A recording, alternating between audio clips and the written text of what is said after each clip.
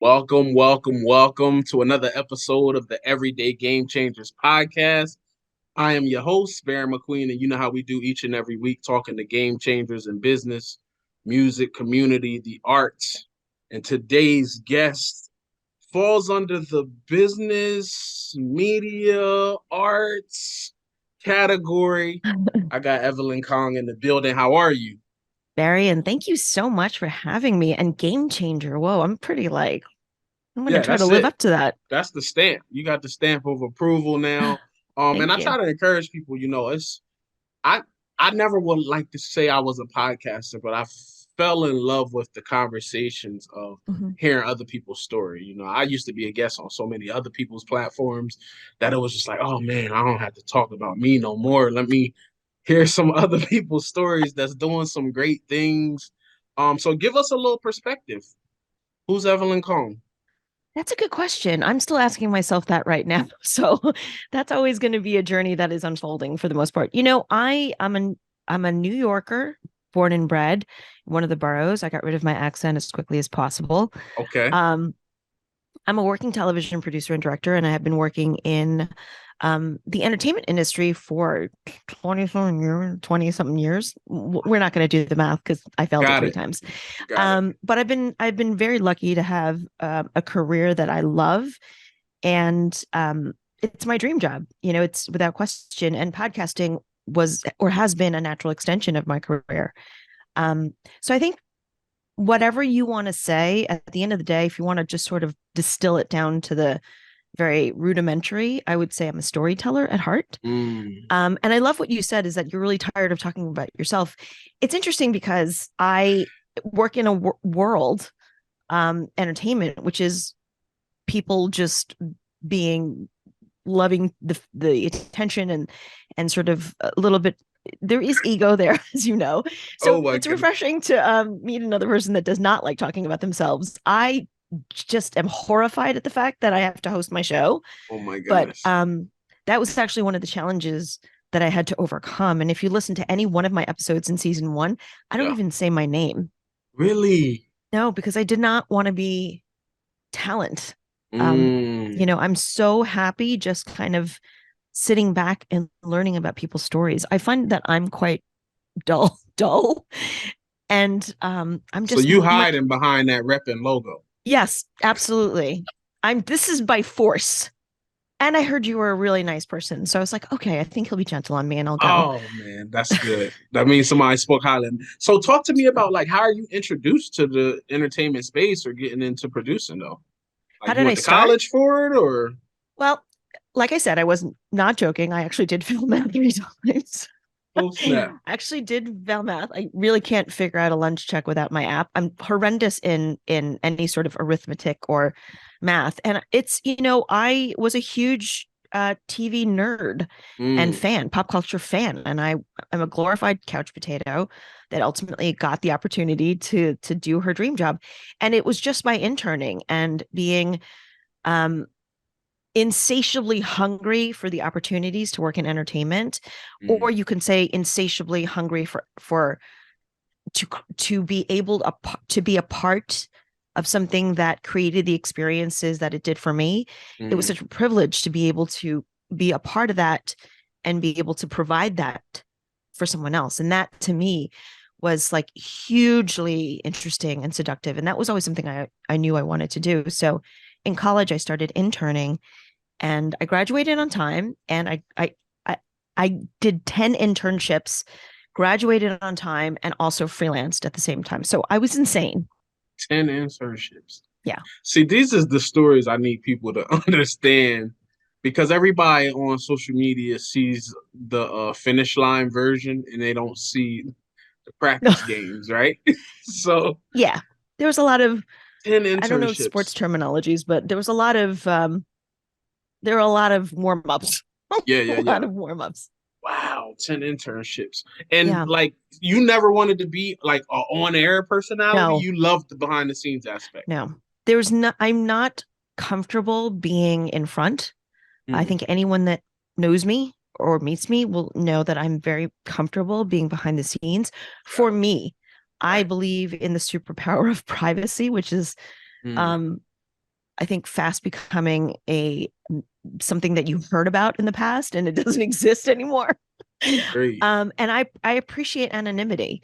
So I'm not comfortable being on in front, even behind a mic hosting. Yeah. So it really was one of the biggest hurdles I had to overcome to start my podcast, Reppin. Wow. What's one thing in that journey of like you going from internship to internship? Is it at every point you like, you know what, I don't, this is it for me, or you just was had a thirst for knowledge that like I want to get my reps in? Yeah, I would say I was completely hungry and Mm, starved for the business. And the more I did, the more excited I became. But I'm going to be very honest with you. And I think I've said this publicly. I was also driven by fear mm, because culturally speaking, I am Chinese American. My parents were immigrants. I'm also an only daughter. So, all bets are riding on me, honey. Let's just put it this right. way. So culturally speaking, there is a huge expectation to do something more stable. And Mm, at the time that I'm coming up, my parents were immigrants. They didn't speak English when they came to this country. And, there were no Asians that I saw on TV, let right. alone behind the scenes Got that it. I had heard of. And you hear that, entertainment is this like very, very exclusive um thing that seemed impossible. I mean, I think I Right. could have walked in and said, I wanted to be a flying nun. And that probably would have gone over a little bit better with most Yeah, yeah, people. yeah. It seemed more reasonable Got it. versus I wanted to be in television. Mm, So there was a combination of me being super excited um about getting these opportunities and learning and like being a part of it, but it was also driven by fear of failure, failure of like my family's expectations, um and also the general fear that I think we all have, which we're in college, is like not getting a job right. and being able to feed yourself. Of So I course. think all of those things really sort of came together, and it just made me like insatiable at that time.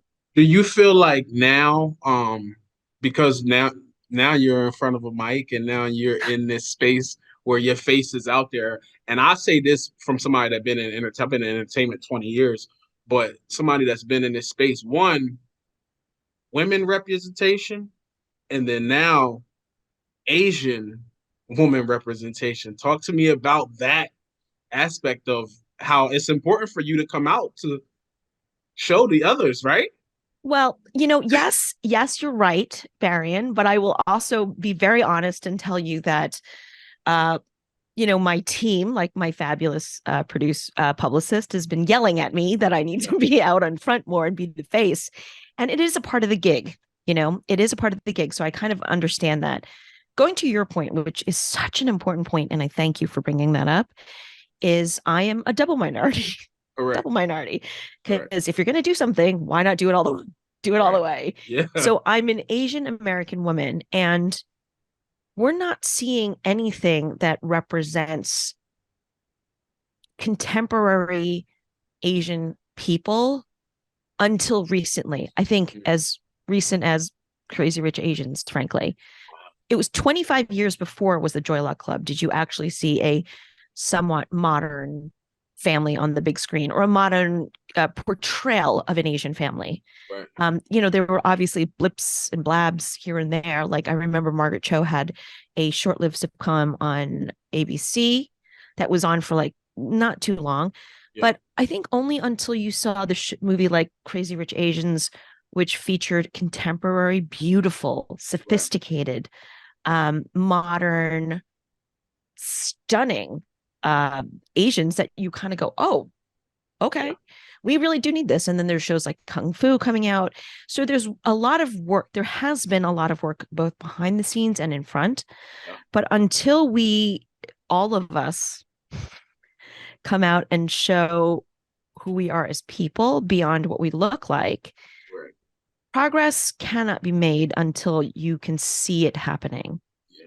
And your goals, whatever it may be, if you're a man, a woman, a person of color, LGBTQ, whatever it is, Yeah. when you see someone else doing it, or stepping into the light or whatever you want to sort of say, it makes that possibility more tangible and real and achievable. Yeah. And, before you saw doctors that were women, who the hell would think like a woman could be a doctor, right? No, I get it. So until you see it. So I guess, if I'm going to do a show about representation and the importance of seeing one another beyond what's on the surface, beyond our skin color, our gender, the jobs we hold, even if when I go back to my old neighborhood and I tell them I'm a television producer, they literally go like on TV, like you work with people from on TV. I'm so serious. Wow. And it's sort of like, because I don't embody what they imagine a producer would look like. And until they see me doing it or being it, they go, oh, I didn't know that was possible. Or, oh, that changed the way I was thinking. Yeah. So it goes back to, if you can see it, you can be it. Yeah. And I think if we want that change, we have to all do it. Yeah. And look at you coming behind that Reppin mic in the front.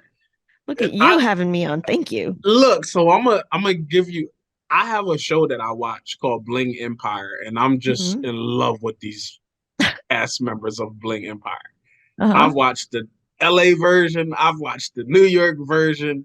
I'm like, man, but it's like you said, until like, let's say the movie Crazy Rich Asians, you didn't see it. And I feel like after that, now I start seeing Bling Empire, and I start seeing a boom of like, man, why have they all this time not exactly, because before this it was like the Asian nerd, the dork, the undesirable person, the person that you would never date, or the person you would never think to invite to a party or be your best friend. We wouldn't even be cast in movies as like the third friend from the left, right?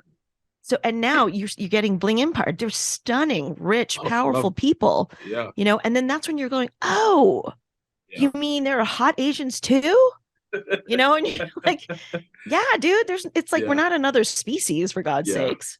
That's crazy. So this transitions into Reppin. Talk to me about Reppin. I mean, you kind of gave me a little bit already, but talk to me about that. Why Reppin? So, well, look, I don't know. I think I could say, regardless of where you live, the world is in kind of a crazy place right now. I think that's kind of safe to say. Yes. I also think that conversations are not being had. People are talking at each other, not with each other. And I think everyone is listening to respond versus listening to learn. And those are huge differences. And part of the reason, obviously there's many factors that play into this, that landed us into this situation. But one is that we're all working so fast and working so hard, and we are not taking the time to process information and think like, what are our sources? What are the patterns of these people? We're all consuming everything at an instant, right? Instant food, instant coffee, instant information when you're scrolling. You see a headline, you think you're not even looking at like where it's from. Oh, it's from the Inquirer. Oh, Bigfoot's alive. Oh, okay, great.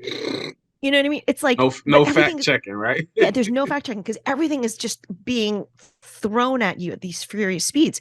So I think, representation, yes, it is about all the traditional things that everyone's been talking about, people that affect, issues that affect people of color, underrepresented communities of all kinds. That is all true.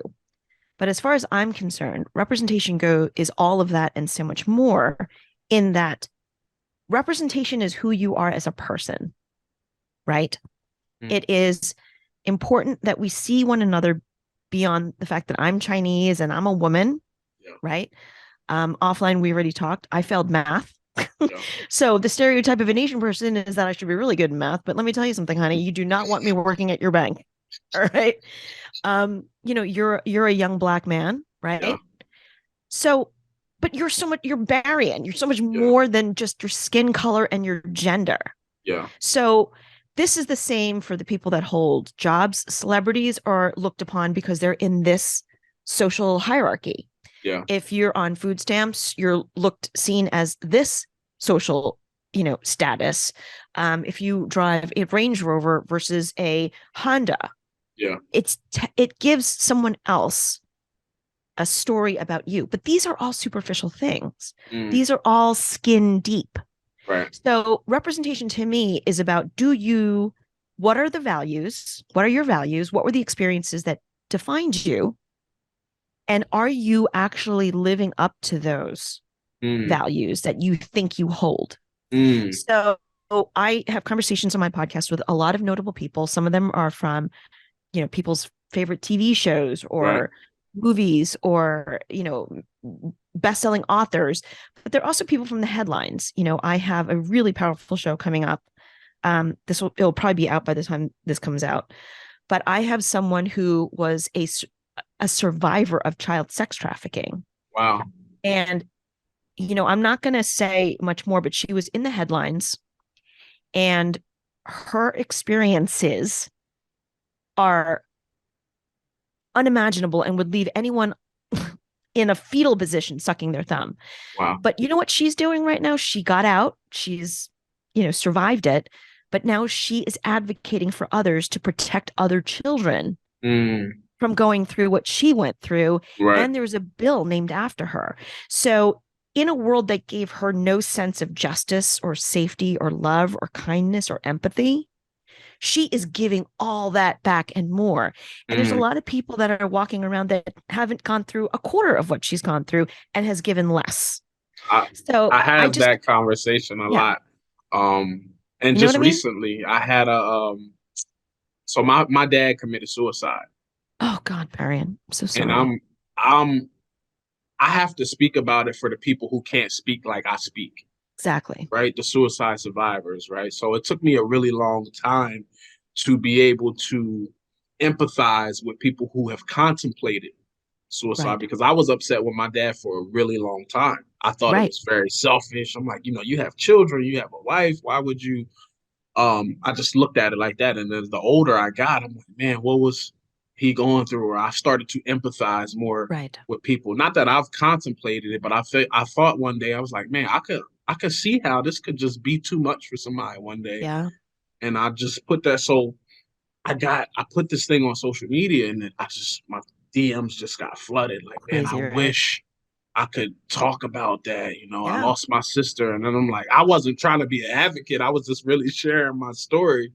But it made it possible for other people to kind of be like, okay, I'm not by myself in this. Somebody else is going through that. So I think that's super important work that you're doing. So. Thank you. But also, again, it goes back to, I'd like to know what makes Barion, the version that I know I'm meeting now. Yeah. You're not, a young black guy and that's it, or a young black guy in front of a mic. Yeah. I want to know the moments that shaped you. What did you learn from it?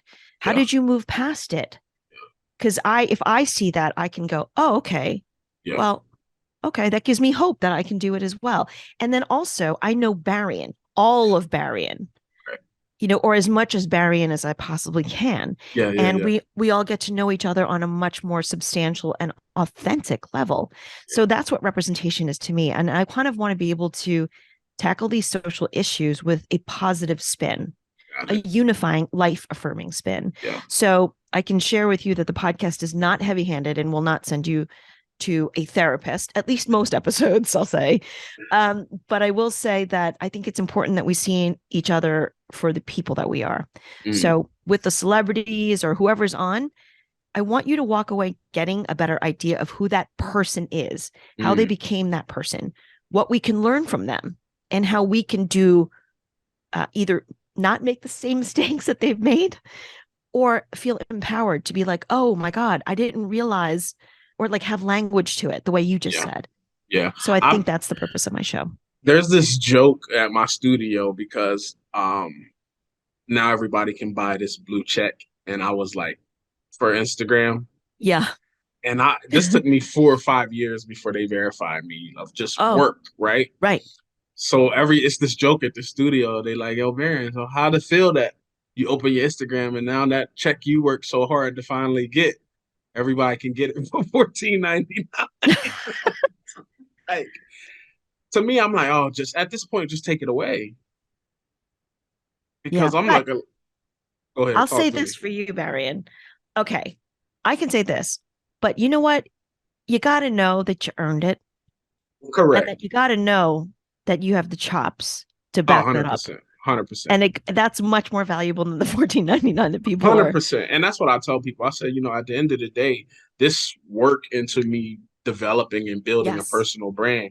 People are just seeing it now, but I started this in 2018, right? Like I exactly. used to be in the music business and I was a rapper. So when I started getting into business, I couldn't be the rapper anymore because those rooms are different. So I Uh-huh. had to completely start from scratch, Mhm. rebrand. And a lot of the kids that I mentor, young Black kids, and I'm like, you got strikes against you before you open your mouth in business, right? Yes. You're young and you're Black. So Hmm. you have to do everything you can to not get that third strike when you open your mouth. Yes. And that's the Yes. facts. Like, Yes. I can't sugarcoat it. I can't give you That's the reality. this is what it is, right? So I knew that going in. I go into business meetings and I know they're looking for something. So I have to Hmm. be well dressed. I have to have my tattoos covered. I have to Yeah. be in the room at this level. I have to almost be perfect when I go in the room. Yes. That's exactly what it is. So being an Asian American woman, it's almost like you have to not just bring your A plus game Yeah. to even get in the door. You have to bring your A plus plus plus game to even Yes. be able to knock on the door. Yeah. So I would imagine it's the same for you. You have to almost overcorrect or Oh, be over perfect yes. or achieve like, masterful whatever it is that you're doing before you can even sit. That's a fact. That's the So challenges that we're facing. what gets you into having a podcast though? Being scared shitless at what's going on in the world right now. That's what it is. Mm, Yeah. I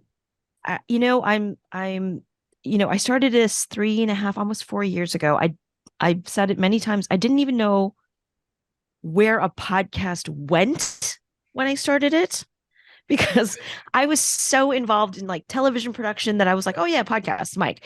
And then stupid me, and I should have known this. I was thinking, well, how hard can it be to sit in front of a mic and talk, right? yeah. And yeah, you're right. It depends if how much you care about it or how much time you put into it. You Yeah. can certainly just babble into your phone and just stick it up there. And I'm sure many people do, and it's fine. For me, and I'm sure for you, we need to make sure it's in a specific way and it's done to our liking before we put it out. And that takes a crap load of time. But I started it because I just really wanted to try to have conversations that would help contribute positively. Mm, Again, I don't think people know how to have conversations anymore or have forgotten. mm, And I think people are talking and just waiting to find that moment where they can say, you're wrong and I'm right. mm. So I wanted to kind of approach these really sensitive issues in a completely different way because the minute we hear politics or socially important issues, people go completely crazy and they're already in their camps, right? They're not even Yeah. listening. Mm, But the thing is with politics, regardless of what side you're on or socially relevant issues, it just means it's just a fancy term of saying important shit that we are all going through. And I don't care if you're white, cisgendered male, you have biases that are attached to you. And whether you recognize it or not, you are labeled and you 100%. may not fit those labels. You probably don't.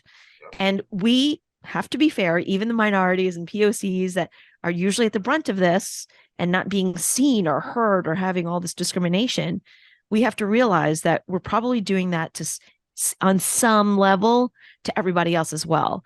And we Mm, need to all check ourselves and to have these conversations and see each other based on the experiences that we've gone through and what you're doing to move forward. right. Like your experience of losing your dad. I can't imagine how painful and how angry you must have been. Mm, But now the depth of empathy that you have in your person right. is, incredible. And you could have gone a completely different way, right? You could have 100%. just stayed bitter Yeah. and broken, and you're not that. And drunk.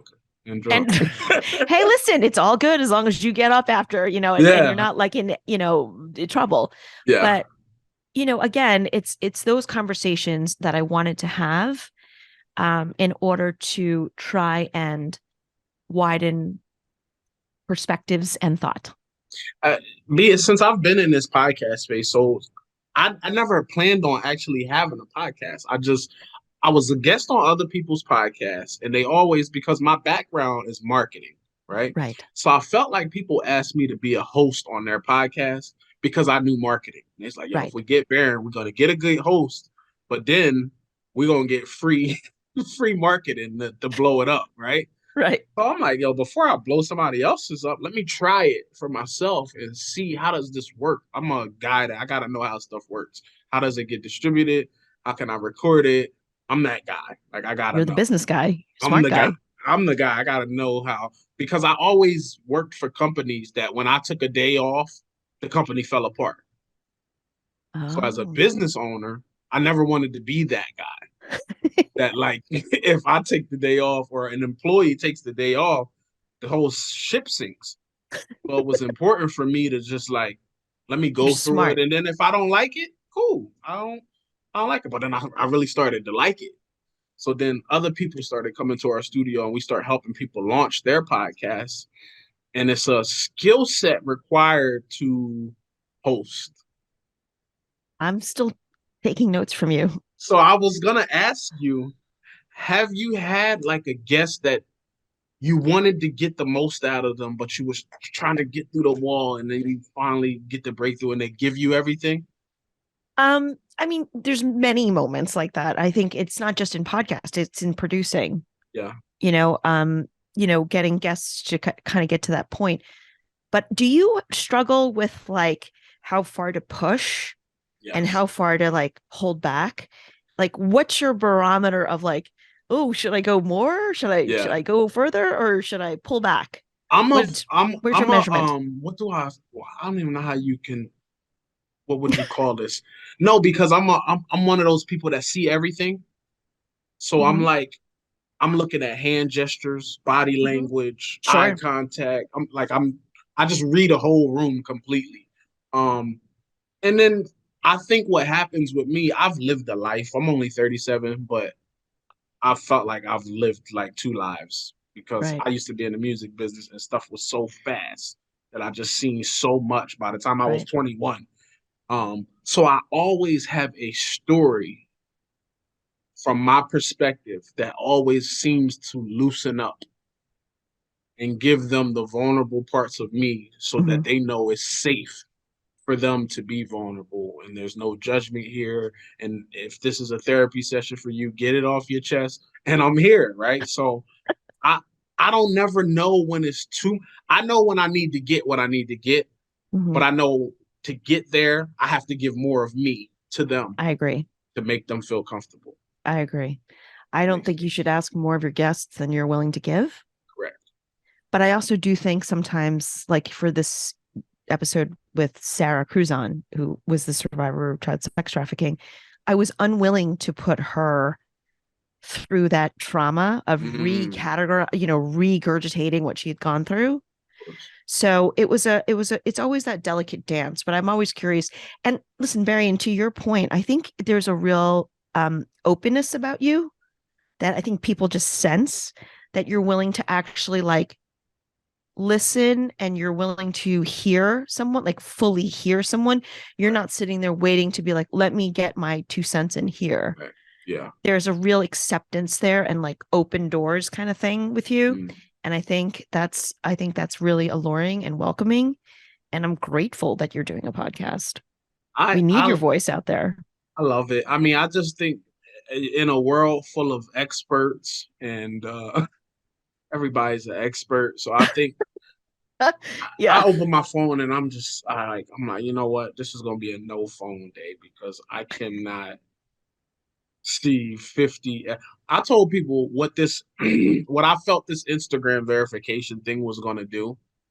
I felt like behind the scenes, if these people are willing to pay 14.99 for this blue check, what do you think else is coming that you're gonna have to pay for? Right. Social media is gonna cost eventually. So if they Yeah. like, oh, for 14.99, we give them a little blue check, make them feel important. Yeah. Now it's gonna cost 2.99 to be on the app, Right. or the app's gonna be free, but we're gonna flood it with so many ads that you want to get the non-ad version of social media. I feel Right. like this is a test. What I you think? agree. I agree. But here's the thing, Barry, and again, you have the chops to back up Oh your yeah. blue check. I don't think you need a blue check. And I'll No. tell everybody out there, I've worked in entertainment for 27 years and I work with major studios and networks and stuff. Like, I don't have a blue check on anything. Yeah. I don't have a blue check on anything. But I'm okay with that. Like, if that's what you need to prove yourself, more power to you. But if you really want to get shit done, you got to look at people's sort of track records, Just do it. and And you've that's got it. yeah, that's always been my thing. I was like, at this point, I've vented and got it all out. Yeah, How don't. angry I was. I mean, I was writing articles on New York Weekly about Mark Zuckerberg. What are you doing? This is not going to stop scamming and Right. all of that. I was doing my real journalism, but at the end of the day, it's just what you said. Like if You got the I'm track record, bro. yeah, I'm Googleable. Go ahead and find me on Yeah. Google. Forget Instagram and all the other ones. Right. Google me and we're good. So, um, And you're what's going to see the product between what you give yeah, versus what someone who paid ah, $14.99 gave. So that, that listen, poor you get what you person. pay for. That's what I'm Facts. saying. What's one piece of advice you can leave with us? We got a bunch of people like my audience is really I have some entrepreneurs. I have some people that have the day job, but they got a little 9 to 5 that they want to replace the day job with. I got some people that's into the podcast. And what's one piece of advice you can give somebody either in this space or in business in general, to get started? In well, I can't speak in terms of your traditional business because I've never worked in traditional Yeah. business. I've worked in a chaotic zoo called entertainment. Um, I just say leave your ego at the door. Mm, Always be willing to learn from everyone, yeah. from the caterer to the PA, the grip, the electrician, literally everyone, and respect everyone. You don't Mm, have to, you might learn from them and go, "Ooh, that's the wrong way to do it." But guess what? You learned how to not do it, right? 100%. So I think just, always be humble, keep your ego out of it. Don't bullshit yourself and keep your nose to the ground and just be willing to work and respect the people around you. I love In a crude way, don't be a dick. that. There you go. Not that It's hard. funny. I tell people some of the best advice I've ever gotten in life come from homeless people. I get the best every time. Oh, I I get love the that. best advice from homeless people. Give me one. So there's this guy out here in Florida. I always see him. He always speaks when he sees me when I go to Wawa. And he's like, Baron, did you see? And I'm like, Frank, what's up? He's like, I got a bike now. And I'm like, good for you. I said, Frank, can I ask you something? Why, why are you homeless? And you so happy every time I see you. He said, Baron, you don't know what it took for me to get to Florida. And I'm like, what are you talking about? He's like, I lost my wife. I lost my job. I lost everything. And my goal was to get somewhere where I didn't have to worry about shelter. I didn't have to worry about bills. I can Right. get to Florida. I can sleep on the beach every night and listen to the ocean. I can go to a Planet Fitness and get a shower. And now that I got my bike, man, I could go wherever I want. And he was just so full of life. And I'm like, Right. man, that guy got it figured out. But had I never had that conversation, I wouldn't have known. I'm a people person. Like I just be asking people questions, maybe Right. a little too intrusive sometimes, but Frank's my guy. And when I see Awesome. him, he's never asked me for money one time. I love that. It's the humility of also just caring and engaging in a conversation with somebody else is just Yeah. wonderful. Like, why are we not doing more of that? It doesn't Yeah. matter who they are or where they live. And I told my wife, I said, man, Frank got it all figured out, man. I'm here busting my ass trying to pay for this house and these cars. And Frank get a good meal going and got his bike and he's just living life. Well, hold up, Barion. I don't think that you should walk away from everything that you've built because your wife will be angry. Facts. That's a But fact. I think the takeaway for me, at least, is appreciate the simple things. 100%. You know. So, Evelyn, I see my little countdown here. I appreciate you for your time. Thank you for blessing us with your knowledge, man. oh my god, We got to do this again. I got to come to New York. yes. But then you can't talk to everyone because Ah, that's just not culturally. We're going to get mauled all right, out I here, got Barion. you. But invitation is out here for you to come visit, Barion. And Let's thank you do it. so much for having me. Thank you.